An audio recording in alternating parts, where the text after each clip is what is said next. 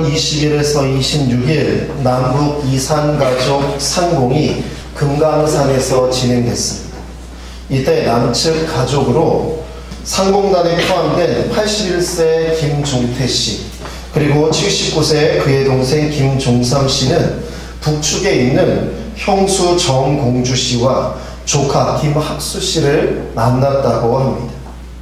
만남에 앞서서 연합신문에 난 보도에 따르면 전쟁통에 인민군에 징집된 큰 형을 북에 두고 월남한 둘째 김종태 씨와 그의 동생 김종삼 씨, 그런데 그 막내 김종삼 씨가 6년, 7년여 년 전에 개성공단에서 북한의 근로자들과 함께 몫으로 일을 했습니다. 그런데 기억해보니까 당시에 50살 정도 되는 나이에 이름이 김학수인 북한 근로자와 함께 이렇게 근무했다라는 것입니다. 그런데 이번에 남북 그 이산가족, 이 상봉자 명단에서 자신의 조카 이름을 보니까 형수 이름은 알고 있었는데 조카는 몰랐던 거죠. 근데 조카 이름을 보니까 51세 김학수라는 사실에 깜짝 놀랐습니다. 어떻게 보면 내 조카와, 그러니까 여러분 전쟁으로 인해서 이산가족으로 떨어져 있던 내 조카와 개성공단에서 함께 근무하고 함께 일했다라는 것 아니겠습니까? 이 김종삼 씨가 개성에서 일할 때 김학수 씨에게 양말, 콘크리트 못 이러한 것들을 많이 제공해 줬다고 합니다. 그러면서 이런저런 이야기도 나누고 하였다라는 것이죠. 이번 남북 이산가족 상봉을 앞두고 김종태, 김종삼 두 형제의, 그러니까 이 개성공단에서 만났던 그 사람이 자신들의 조카일 수도 있다라는 사실에 굉장히 기대하고 그리고 상봉 날짜를 기다렸다라고 합니다. 제가 그 다음 기사를 좀 찾아봤어요. 진짜 조카일까? 아니면 아닐까? 근데 그 다음은 취재를 안 했더라고요. 제가 볼 때는 그래서 제가 김종태, 김종삼 계속 쳐봤어요. 근데 그 다음에 기사가 몇 개 나왔어요. 80세 김종태 씨 뭐 조카를 만나고, 근데 그 조카가 개성공단이라는 이야기가 안 나오는 거 보니까 아마 동명이인이었나 봅니다. 그래도 굉장히 참 묘한 인연이죠, 그렇죠? 예, 그 조카를 만나면서 혹시 내가 개성공단에서 일할 때 그 같이 일했던 그 사람이 혹시 내 조카라면, 여러분들 그를 만나러 가는 그 자리가, 그 기다림이 얼마나 여러분들 설레고 여러분들 가슴이 두근거릴까요? 기다림이라는 것은요 참 좋은 긍정적인 감정입니다. 사랑하는 우리 성도님들, 여러분들 주일이 너무 기다려지셨지요? 네, 저도 여러분들을 만날 이 시간이 너무 기다려졌습니다. 예, 그래서 제가 너무 기다려져서 어제 문자도 보내고, 문자는 아무나 보내는 거 아니에요, 그렇죠? 예, 문자도 보내고, 그리고 또 여러분들에게 우리 이렇게 성탄 우리 트리 이렇게 한 것도 이렇게 찍어서 보내드리고, 누군가를 기다린다는 것은 참 설레는 일입니다. 그렇지요, 여러분. 누군가를 기다린다는 것은요 소망이 담겨져 있습니다. 요즘 어린아이들이 저녁 시간에 기다리는 사람이 아빠보다 택배 아저씨다 라는 우스갯소리가 있습니다. 아빠도 좋지만 아빠가 사준 선물이나 장난감을 요즘은 거의 다 인터넷으로 구매해서 배송을 받지 않습니까? 그러니까 택배 아저씨가 계속 기다리는 거예요. 그러다가 초인종 소리가 누르면 아빠다 이게 아니고 택배다 이러면서 달려나가는 일들이 참으로 많습니다. 저희 집도 예외가 아니에요. 무언가 하나 사주고 나면 그것이 올 때까지 계속 그 어디 지금 오고 있어요. 계속 한번 찾아봐봐요. 지금 어디에 오고 있나요? 오늘은 오나요? 내일은 오나요? 오늘은 토요일이어서 오기 힘들 거야. 오늘은 주일이어서 오기 힘들 거야. 그럼 도대체 언제 오나요? 월요일 날 올 거야. 그러면 아침에 와 있나요? 이렇게. 엄마 아빠를 달달 볶으면서 어디 왔는지 확인하고, 그러다가 초인종이 딱 울리면 택배다! 그리고 막 뛰어나가서 딱 받았는데 엄마 거예요. 에셀이 거예요. 이러면 급 실망하면서 굉장히 우울해하면서 또 내 건 언제 오나요? 이렇게 그 진심으로, 정말 진심이에요, 그렇죠? 정말 진심으로 선물과 그 장난감을 간절히 기다리고 이게 기대하고 있는 솔직한 아이들의 모습을, 마음을 볼 수가 있습니다. 기다림의 미학이라는 글이 있습니다. 자막을 좀 보시죠.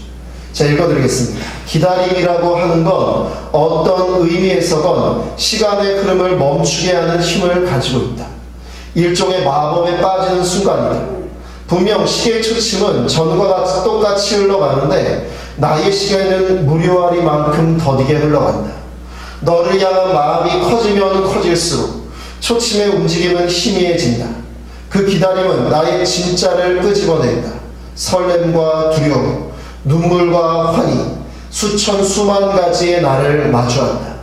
기다림의 끝에는 언제나 황홀 혹은 절망이 존재한다. 하지만 이 긴 기다림의 끝이 있긴 할까? 우리는 여전히 기다림의 마법에 빠져 달콤하고도 쓰디쓴 꿈을 꾸는 중이다. 그렇습니다. 이 이야기 중에 저는 지금 화면에 이 부분이 참 이렇게 와닿았어요. 기다림의 끝에는 언제나 황홀 혹은 절망이 존재한다. 장난감이 왔을 때 황홀하지만 이것이 오지 않고 다른 것이다 할 때는 절망이 존재한다. 이 이야기가 너무 공감이 되더라고요. 그렇습니다. 기다린다는 건 참 설레는 일이고 참 좋은 일입니다. 대림절은 기다림의 절기입니다. 바로 아기 예수님의 탄생을 기다리는 그 절기이고요. 기독교 신앙은 하나님을 기다리는, 바로 이것이 바로 기독교의 신앙입니다.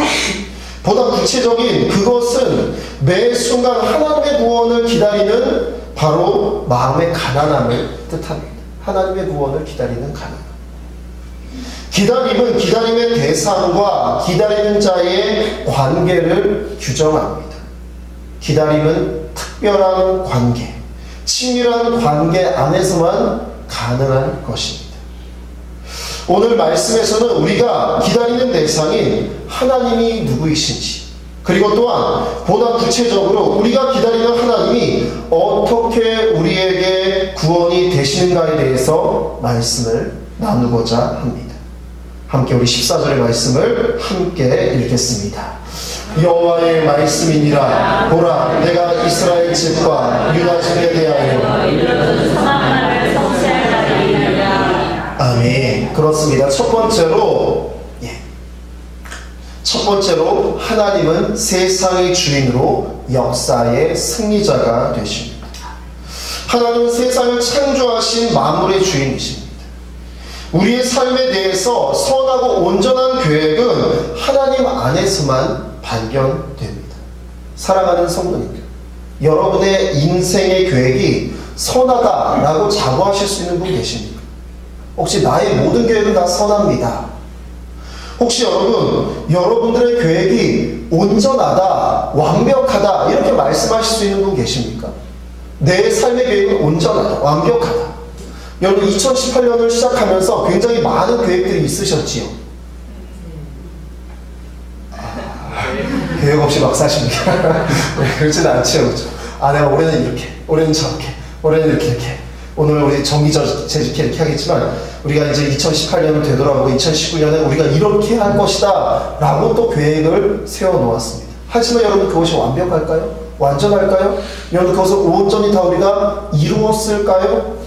여러분들, 누가 여러분들 자신의 인생에 자신의 모든 계획이 선하다 말할 수 있는 사람이 어디 있습니까? 어떤 이들은 자기가 선한 편에 서 있는 줄 아는데 악의 편에 서 있는 경우들도 있습니다. 또 어떤 이가 내 삶의 계획이 완벽하다 이렇게 말할 수 있는 사람이 어디 있겠습니까? 우리는요, 여러분들 내가 완벽하다라고 생각했는데 내가 이렇게 분명히 될 거야 라고 되는데 안 되는 일들이 여러분들 얼마나 많은지 모릅니다. 그것은 우리가 유한하고, 그것은 우리가 부족하고, 그것은 우리가 영원하지 못한 존재이기 때문입니다.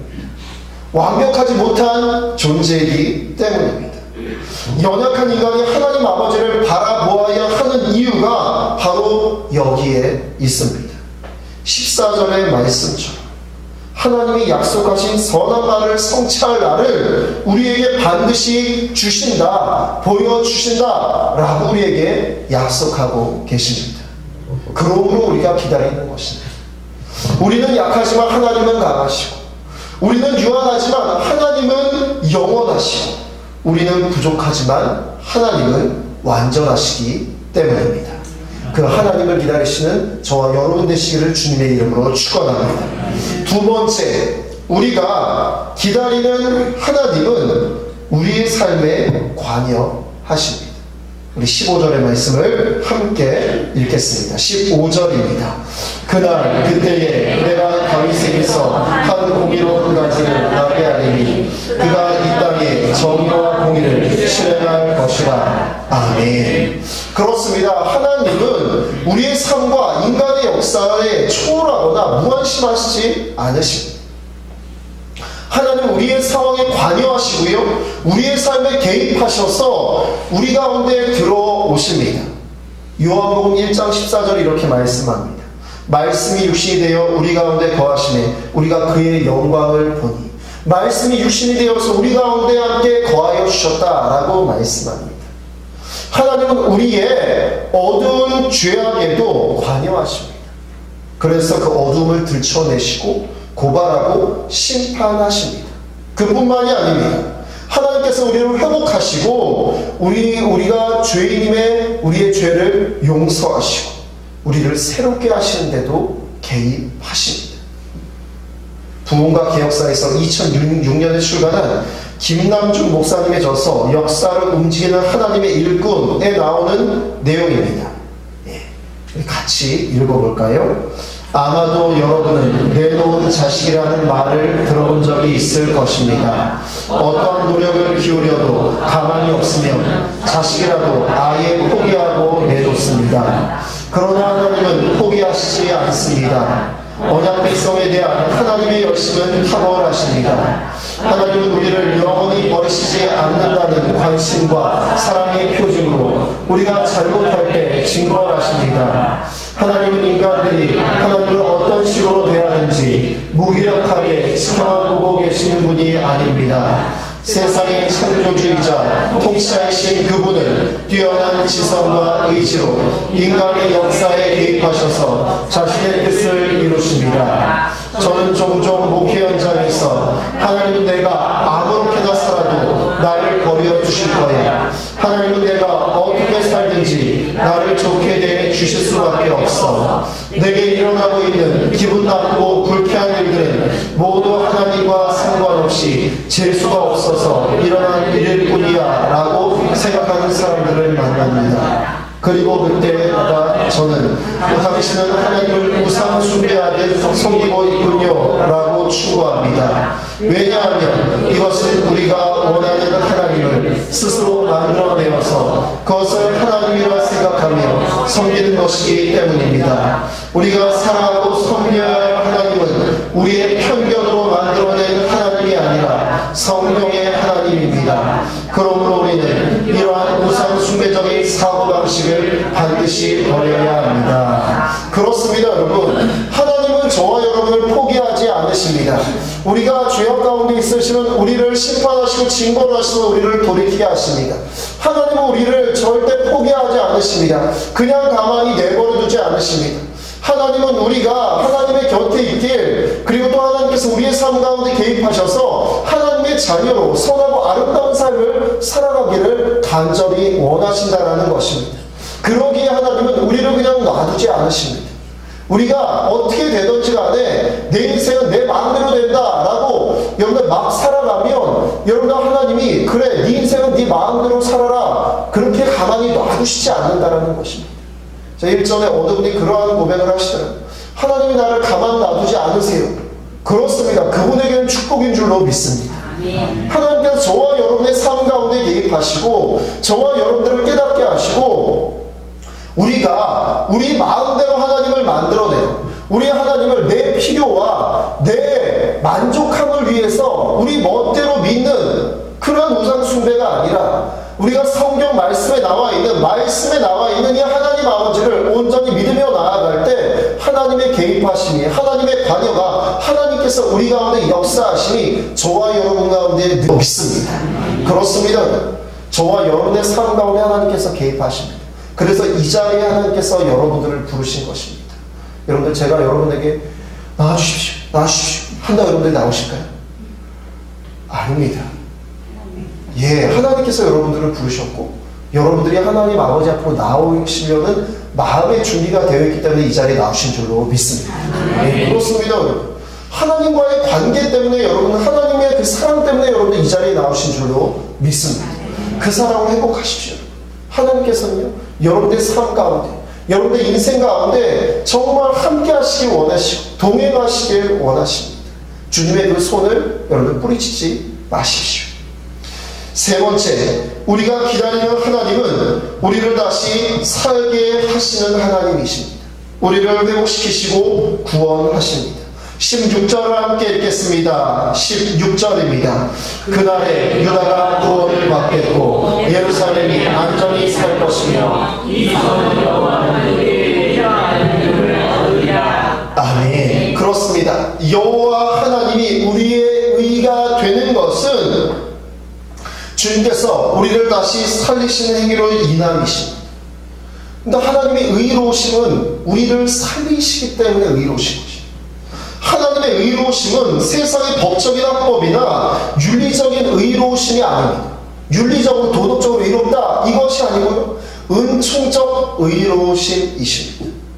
바로 죽음에서 생명을 내고 죄인을 의롭다 하시고 버림받은 자를 다시 회복시키시는 은혜를 더하여 주신다라는 것입니다. 저와 여러분은 사실 여러분 아담의 원죄를 타고났습니다. 여러분들, 그래서 여러분 사람을 가만히 놔두면 여러분 하지 말라는 짓을 계속합니다. 그거를 저는 매일 봅니다. 매일 봐요. 쓰레기통을 뒤지지 말라고 하는데 쓰레기통을 뒤져야 된다. 쓰레기통을 뒤져서 자기 엄마가 없다 그러면 쓰레기통에 가 있어요.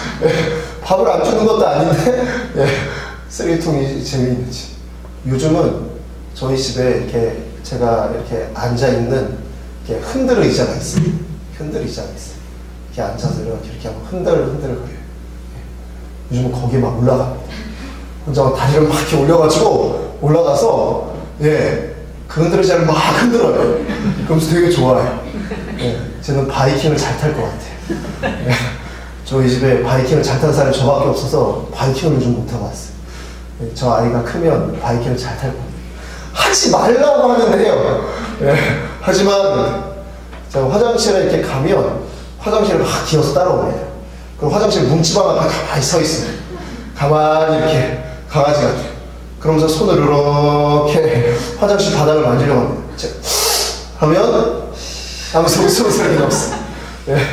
그러니까 좀 있으면 다시 손을 제가 이렇게 양치하다 하면 그다음 치약 먹어요. 그쵸? 하면 다시 이렇게 웃음을 들어요. 그다음 제가 안 보면 막 만집니다. 막 만져요. 하지 말라는 짓은 언제나 그렇게 잘하는지 몰라요. 하지 말라는 짓은 너무너무 잘해요. 하라는 일은 안 합니다. 우리는 본능적으로 하지 말라는 일은 너무 잘하는 그러한 본성을 가지고 있어요. 그런데 여러분, 하나님께서는요, 저와 여러분을 사랑하셔서 그렇게 말을 안 듣는데, 그래도 여러분 자녀였어요. 여러분들, 저와 여러분이 자녀였어요. 근데 이렇게 또 이야기할 건 아니지만, 우리 아들이 자기 이야기하지 말라고 그랬는데, 오늘 아침에 왜 누나가 반찬을 더 먹느냐 막 소리를 질러서 제가 꿀밥한테 먹였더니 아침을 안 먹고 교회를 갔어요. 아침을 안 먹고 방으로 들어가서 나 오늘 교회 안 갈 거예요. 그래서 너 교회 가지 마! 그랬더니 옷을 주섬주섬 입더니 나 교회 갈래요. 그리고 교회를 막 가더라고요. 왜 이렇게 말을 안 듣는지. 그런데 그래도 자식이어서 저 녀석이 교회 가서 아무것도 안 먹고 왔는데 간식이라도 잘 먹었으면 좋겠다. 이런 마음이 아빠 마음이 있는, 엄마 마음이 있는, 우리 하나님 아버지의 마음이 이와 같으신 줄로 믿습니다. 우리는 하나님 아버지 앞에서 너무 하지 말라는 일만 하는데, 우리는 하나님 아버지의 마음을 전혀 들지 않게 하는데, 하나님의 의로우심은요, 은총적 의로우심이어서 우리가 죄악 가운데 있어도 우리를 건져내시고, 우리를 돌이키게 하시고, 우리를 사망의 생명으로 얹어내시고, 우리가 정말 하나님의 자녀다운 삶을 살 수 있게, 우리가 정말로 우리가 지어놓은 그 죄악 때문에 우리가 그 구렁텅이에서만 어찌할 바를 몰라 할까봐 우리를 건져내시고 돌이키게 하시고 회개시키시고 구원하여 주신다라는 것입니다. 이 사실을 저와 여러분이 잊어서는 안 됩니다. 그래서 기다리는 것입니다. 기독교 신앙의 신비인 것은요, 그것이 날마다 십자가로 나아가는 죽는 여정인데, 그리스도 안에서 날마다 다시 새롭게 태어나는 놀라운 여러분 그 은총이 있다는 것입니다. 십자가는 여러분 죽는 일입니다. 그렇죠, 여러분? 여러분, 십자가는 죽는 일인데요, 여러분들 그 십자가로 나아가면 나아갈수록 여러분 우리가 살아나는 것입니다. 우리의 영혼이 살아나고 우리의 관계가 살아나고, 여러분들 우리의 영혼이, 여러분들 우리가 하늘 소망을 품으며 주님 앞으로 나아가게 된다는 것입니다. 우리의 삶에 죄악의 어둠이 짙어질수록 우리를 다시 살리시는 예수 그리스도를 앙망하며 나아가는 것입니다. 그렇습니다. 그러기에 새 희망이 있는 것입니다. 그러기에 우리가 하늘 소망을 품고 나아가는 것입니다. 하나님의 의로우심이 바로 저와 여러분을 회복시키시고 저와 여러분들을 의롭게 하시는 줄로 믿습니다. 그렇습니다. 사랑하는 성도님들, 말씀을 정리합니다. 이 대림절, 아기 예수님의 오심을 기다리는 이 대림절입니다. 우리 가운데 오시는 예수 그리스도는 우리가 잊고 있었던 삶의 참된 주인이 되십니다. 그리스도 안에서만 우리가 가야 할 길을 우리가 온전히 찾을 수 있는 것입니다. 또한 우리 가운데 오시는 주님은 우리의 삶을 모른 척하지 않으십니다. 주도적으로 개입하시고 우리에게 회복과 우리에게 구원을 행하시는 주님이 되십니다. 뿐만 아닙니다. 대림절에 우리가 기다리는 주님은 절망 중에서 우리를 다시 살리시고 살아갈 새로운 용기와 소망을 저와 여러분 가운데 더하여 주신 줄로 믿습니다. 그렇습니다. 대림절 첫 번째 주일입니다. 우리 함께 간절한 설레임으로 주님을 기다리는 저와 여러분 되시기를 주님의 이름으로 축원합니다. 그 기다림을 통하여서 우리는 더욱 깊은 영의 세계로 나아가게 될 것입니다. 세상이 줄 수 없는 하늘의 기쁨과 하늘의 평안을 누리며 살아가실 줄로 믿습니다. 함께 이 시간 우리 찬양하겠습니다. 삶의 작은 일에도 그 마음 알기 원하는, 함께 우리 찬양하며 나아갑니다.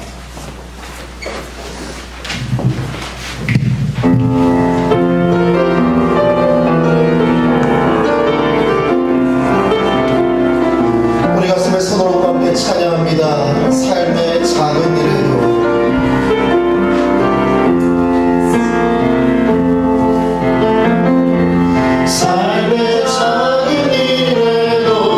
그 맘을 알기 원하네.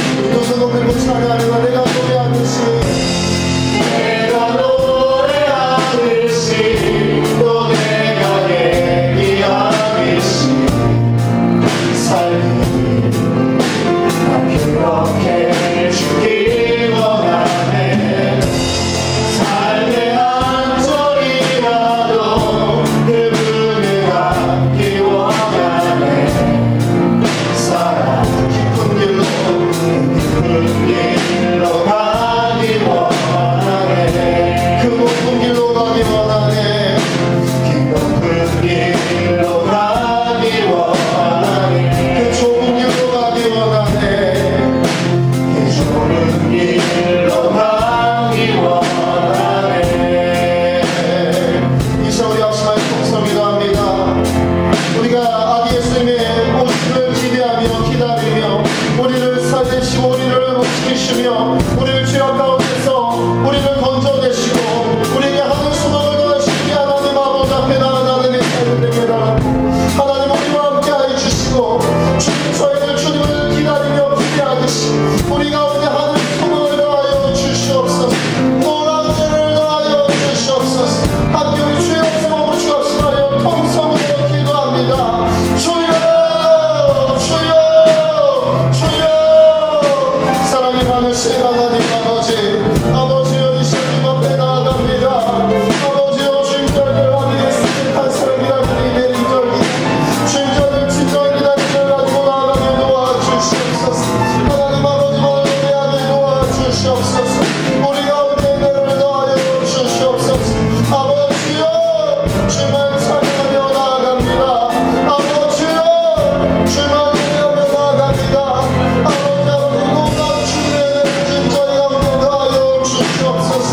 아버지 우리 가운데 인도하여 주시옵소서. 우리 가운데 역사하여 주시옵소서. 주만 찬양하며 나아가게 도와주시옵소서. 아버지 우리를 주님이시오 어둠과 절망 가운데서 건져내시고 아버지 우리를 새 소망을 더하여 하늘 소망 품며 나아가게 도와주시옵소서. 아버지 역사하여 주시옵소서. 아버지 우리와 함께하여 주시옵소서. 저 높이서 세상이 되기보다 여기 오직 한 동산이 되게 내가 이만 내주기보다는 다행히 젖은다면 내가 노래하겠습니다. 내가 노래하듯이 또 내가 얘기하듯이 살기를 난 그렇게 주기 원하네. 삶의 잔절이라도 그분을 닿기 원하네. 사랑 좁은 길로 그 좁은 길로 가기 원하네. 그 깊은 길로 가기 원하네. 그 깊은 길로 가기 원하네. 그 높은 길로 가기 원하네. 그 높은 길로 가기 원하네. 이제는 우리 주 예수 그리스도의 은혜와 하나님 아버지의 놀라우신 사랑하심과 보혜사 성령님의 감화감동 교통 인도하심이 하나님 아버지를 온전히 바라보며 아기 예수님의 오심을 기다리는 대림절 기간 주님과 함께 동행하며 기대함으로 기다림으로 나아가기 원하는 하나님의 자녀들 가운데 우리 초대교회 모든 성도들 가운데 이제부터 영원까지 함께 하시기를 간절히 축원하옵나이다. 아멘.